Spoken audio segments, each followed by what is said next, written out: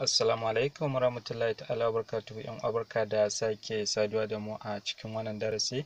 Kamar yadda kuka ga title na wannan bidiyo, yadda zaka sai dala, euro, ruf daga bank account naka, wato daga account naka na banki, sannan ka kai shi cikin Binance ka je ka sayar ka ci riba, wadda wannan abu ana matukar samun riba da shi.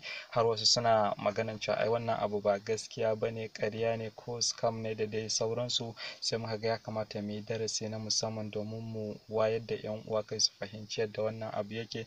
To insha Allah a yanzu kamar yadda kuke gani, za mu sayi euro ne na naira 25,000, sannan mu kai cikin exchange na Binance mu je mu sayar, ku ga irin riban da za mu fita da shi.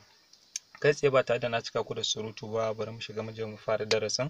Amma yan uwa, muna roƙon ku da idan wannan shine zuwan ku na farko a channel namu mai albarka, da ku ya kure daga nan ƙasa ga nan wajen subscribe, da ku taɓa mana subscribe, domin hakan ne yake ba mu ƙwarin gwiwa wajen kawo muku darussan da suke zuwa daidai da buƙatuwanku. Mun gode. To yanzu haka ne na riga na kwafi link nawa, kawai ina tabawa kai tsaye zai bude mu account nawa ne, ko kuma link naku za mu ajiye muku a cikin description na wannan bidiyon, kawai ku taba ku yi register da su. Sannan kuma suna da applications to, amma kuma applications din babu a Play Store.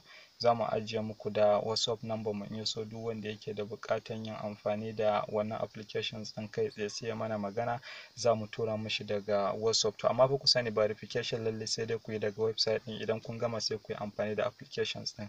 Mun gode, mu fara. Yawa, kamar yadda yan uwa suke gani, yanzu na bude fuskan wayata, don haka zan shiga cikin account ɗina a halin yanzu inda nake wannan kasuwancin, ko in ce inda ake wannan kasuwancin. Kamar yadda kuke gani yanzu na shiga ciki, don haka zan je na yi depositing ɗin kuɗi na sai euro kamar na 25,000 a cikin wannan kasuwar a halin yanzu. Don haka zan shiga depositing daga ta nan gurin.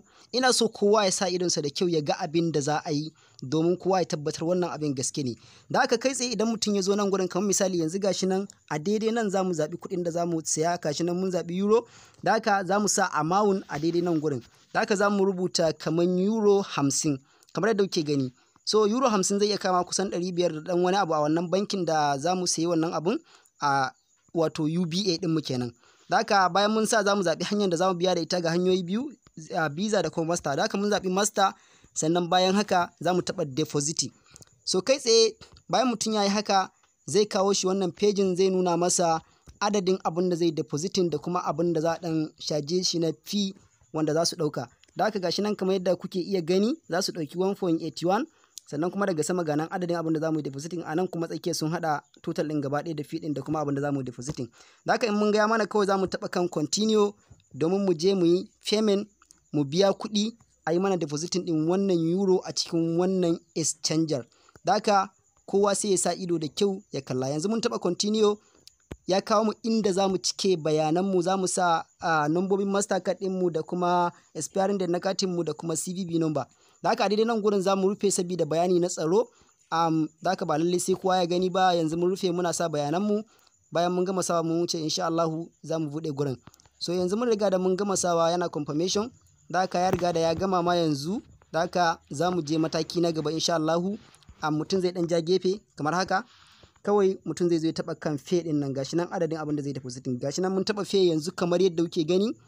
Kai tsaye insha Allahu zai ɗan kai mu mataki na gaba. So gashi kamar yadda kuke gani yanzu ya kawo mu wannan pejin, ya nuna mana za mu yi continue, za mu taɓa nan gurin domin a tura mana da OTP ta layinmu da muke karɓan alert da shi. Don haka mun taɓa continue yanzu, gashi nan ya yi search, insha Allahu za mu jira, za a turo mana da OTP a wannan layin namu. Da haka za mu ɗan jira kaɗan mu gani, bayan sun turo mana sai mu saka. So za mu ɗan jira saboda yanayin message ɗin. Yawa, gashi nan ma ya riga da ya shigo. Da haka za mu yi pasting ɗinsu kamar yadda kuke gani. Bayan mutum ya pasting, za mu taɓa kan submit domin yanzu ya wuce mataki na gaba inda zai mana payment, insha Allahu a sa mana wannan euro a cikin account ɗinmu.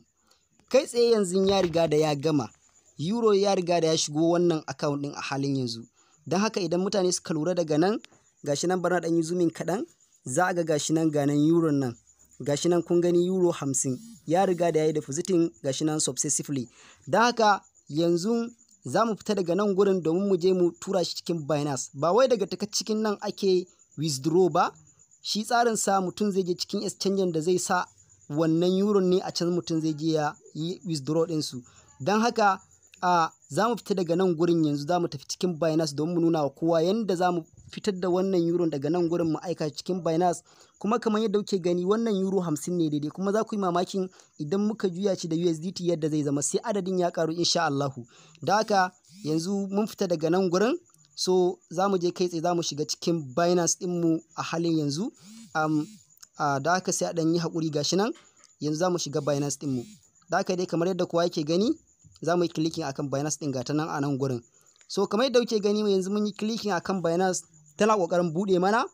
Gashi nan kasuwar mu ta Binance ta buɗe. Da haka kamar yadda kuke gani bayan kasuwa ta buɗe, kowa dai ya ɗan san yadda ake amfani da Binance, amma a ɗan take shi za mu zo kan wallet domin mu je inda za mu yi depositing ɗin wannan euro. Za mu janyo shi daga can gurin ya dawo cikin nan Binance. Kuma abu ne insha Allahu wanda kowaye yana gani. Da gashi nan mun taɓa kan wallet, sannan za mu taɓa kan deposit ɗin nan. So bayan mutum ya taɓa kan deposit, again zai kuma taɓa kan deposit ɗin. So zai kawo ka, zai nuna ma crypto, zai kuma nuna ma fiat daga nan sama. Da haka fiat currency za mu yi deposit, za mu taɓa kan fiat domin mu je mu ɗauko wannan euro nan. Bayan mutum ya taɓa zai sashin ɗin kalan kuɗin da zai yi depositing ɗinsu a nan gurin. Da haka za mu rubuta euro, kamar yadda kuke gani gashi nan mu rubuta euro ya bayyana. Da haka za mu taɓa kansa. So bayan mutum ya taɓa zai nuna masa daga ina ne zai ɗauko wannan euro nasa domin ya yi depositing ɗinta a nan gurin. Don haka za mu taɓa a kasuwarmu da muka sayi wannan euro a ciki, kuma mun taɓa ta yanzu. Don haka za kai mu mataki na gaba inda za mu saka adadin euro ɗinmu da muke da shi a wancan kasuwar domin ya ɗauko mana da shi daga can gurin ya dawo mana da shi nan. Da haka kamar yadda kuke gani gashi nan yanzu za mu sa amount ɗin, za mu rubuta 50 euro. Gashi nan mun riga da mun saka ya nuna mana continue. Da haka za mu taɓa kan continue ɗin. Ga nan adadin kamar yadda kuke gani yanzu za mu taɓa continue insha Allah domin mu wuce mataki na gaba inda zai sa ba mu damar mu sa bayananmu da passport domin ya yi mana depositing ɗinsa yadda zai samu damar ɗauko shi daga can ya dawo mana da shi nan. So da haka kamar yadda kuke gani yanzu mun taɓa continue, gashi nan dai yana yawa kai tsaye. Gashi yanzu ya kawo mu nan gurin, za mu sa email, daga bisani mu sa passport na wancan account ɗin. So wannan dai kusan yana daga cikin training, kawai dai na yi wannan bidiyon ne saboda mutane su yadda. Na yi wannan bidiyon saboda mutane san gaskiya ne. Da haka yanzu muna sa passport ɗinmu, za ku ga mun rufe gurin saboda tsaro. Da haka yanzu bayan mun gama sa passport za mu yi login. Kawai shi kenan passport ɗinmu na wancan account ɗin, ba na Binance ba, kuma email ɗin da muka saka a wancan account ɗin. Da haka yanzu mun saka shi kenan, ya nuna mana za a turo mana da pin code domin ya tabbatar da cewa dai mu ne za mu fitar da kayanmu da kanmu. Gashi nan a cikin email an tura mana, yanzu za mu zo mu yi copy domin mu zo mu yi pasting saboda ya mana depositing ɗin wannan euro. Gashi nan mun danna mun yi copy kamar yadda kowa yake gani. Za mu koma cikin Binance ɗinmu. So da haka za mu danne mu yi pasting ɗinsa kamar yadda kuke gani. Yanzu za mu taɓa kan continue, wanda insha Allah da mun yi wannan an wuce gurin, kai tsaye zai yi mana depositing. To kamar yadda kuke gani yanzu ya nuna mana withdraw confirmation. So za a tura mana da confirmation yanzu a cikin email ɗinmu. Dole sai mun ƙara koma cikin wancan email ɗin domin dai duka wannan matakai ne na tsaro, su tabbatar da mai kaya shi zai fitar da kayansa daga cikin wancan kasuwar zuwa wannan kasuwar. Da haka yanzu a tura mana, za mu jira bayan an tura mana za mu tafi cikin email ɗinmu don mu je mu yi confirm. Bayan haka insha Allahu kai tsaye za ku ga wannan euro ta shigo a cikin wannan Binance ɗin. Da haka dai sai a ɗan jira, mu jira wannan zuwan wannan saƙon. So za mu shiga cikin email ɗinmu don mu yi shakin mu gani. Gashi nan bari mu ɗan ƙara fita, za mu ɗan duba, ba za mu yi, bari mu yi refresh mu gani. Yawa gashi nan kai tsaye sun tura mana da mu yi confirmation ɗin wannan withdraw ɗin da za mu yi. Da haka za mu taɓa kan confirm yanzu domin ya yi mana confirmation. Kawai yanzu da mun taɓa haka shikenan ya mana confirm. Da haka kai tsaye yanzu wannan euro da yake cikin wancan exchanger ya tashi daga cikinta ya dawo cikin Binance. Kai tsaye yanzu wancan euro ya bar cikin wancan kasuwar ya dawo cikin Binance. Don haka yanzu za mu koma cikin Binance ɗinmu domin mu nuna muku kowa ya gani ya tabbatar. So da haka gashi nan yanzu mun dawo cikin Binance ɗinmu. Da haka daga nan gurin kawai za mu iya yin baya. Gashi nan mun yi depositing ɗin euro 50 a cikin wannan kasuwar ta Binance daga wancan kasuwar da muka saye shi. Don haka wannan duk abu ne wadda wasu sun jima ma suna yin sa, amma yan uwa da yawa ba su sani ba. So da haka wannan dai kamar yadda na yi bayani abu ne wadda yake legit, kuma kamar yadda muka yi bayani wannan euro 50 ɗin duka kuɗinsa baya wuce naira 20,000 kamar 25 ko da 200 haka insha Allahu. Naira 504 ne ake sai da shi a wannan farashin. a wannan bankin da muka yi wannan deposit din wato UBA, amma kamar a Zenith bai kai haka ba. So gashi nan gashi mun fito yanzu kamar yadda kuke gani ga nan euro din mu euro 50 gashi nan an sa mana shi a nan sama gashi nan 50. Da haka kai tsaye yanzu ya tashi daga can gurin ya dawo nan. So ina fatan yanzu dukkan wanda ya ga wannan bai da wani sauran kokonto, an gani kai tsaye daga bankin mu muka yi depositin muka sayi euro a wancan kasuwar, sannan kuma yanzu mun yi withdraw din sa ya dawo cikin wannan.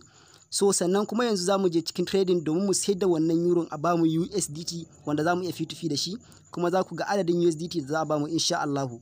Da haka gashi nan yanzu mun shiga, so kamar yadda kuke gani yanzu mun shiga market za mu yi selling din wannan euro domin a bamu USDT. Da haka kamar yadda kuke gani za mu taɓa cancel a halin yanzu. So gashi nan mun taɓa za mu jira ya yi mana selling. To kai tsaye yanzu ya gama successfully, yanzu an ɗebi wannan euro an sa mana USDT. Da haka euro kar ku manta guda 50 ne daidai babu ko ƙari. Da haka gashi mun dawo za ku ga USDT da suka bamu yanzu. Kamar yadda kowa yake gani gashi nan 59.2 wani abu dai gashi nan har zuwa ƙarshe numbobin. Don haka kamar yadda kowa yake gani yanzu an bamu USDT guda 59, wanda darajar kowane USDT guda ɗaya a nan baya ƙasa da naira 510. Kuma insha Allahu za mu gwada wa kowa zai gani idan daga baya za mu dawo mu shiga za mu ga farashin. Da haka yanzu abin da nake so in nuna mutane shine za mu je mu duba farashin wannan euro da muka saya a cikin bankinmu a cikin Google. Za mu yi search yanda UBA suke sai da euro, za ku ga yadda suke saidawa domin mutum ya sani wannan euro a hakan ma mun dan saye shi da tsada ne, ya kai mana naira 25,000 da ɗan motsi.